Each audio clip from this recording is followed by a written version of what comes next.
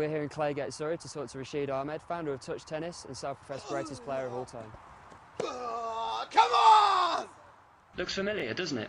But the subtle and not so subtle differences between touch tennis and the real thing make it a whole new challenge for tennis players. The sport was born in 2003 when, keen to develop a form of the game that was more about brain than brawn, Ahmed set about taking the bite out of the big hitters by using smaller rackets and bigger sponge balls. It may look a lot like the children's version short tennis, but this is a sport that will appeal to adults and children alike. Although it's hard to deny that the game brings out the big kid in everyone who plays.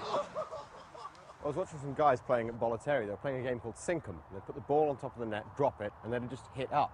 And they were playing in the boxes, and they seemed like they were having more fun doing that than actually playing full-court tennis. So I decided to take the power out of the game. The best thing to do was to start playing a version of Sinkum with these guys, and touch tennis developed from there. And I started playing it in my garden with a temporary net and a little sponge ball, and with my kids' plastic rackets. I tried to find tennis rackets that were the same size, and the closest I could come to after a lot of experiments was a 21-inch racket, about so big. Touch tennis courts can be set up on any flat surface in next to no time, though permanent courts are starting to spring up across the UK and beyond, with the world's first clay touch tennis court built in Barcelona.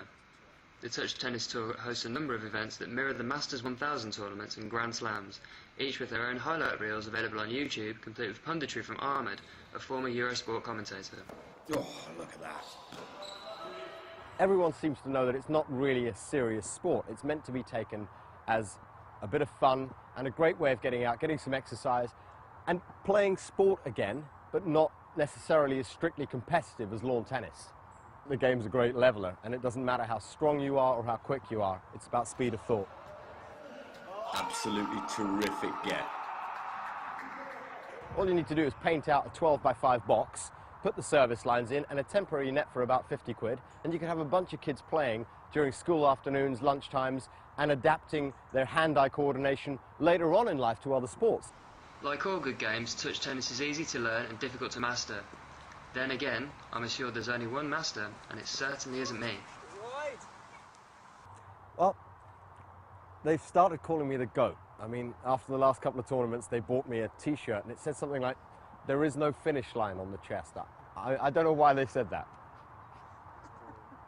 Michael Beattie, reporting for Tennishead.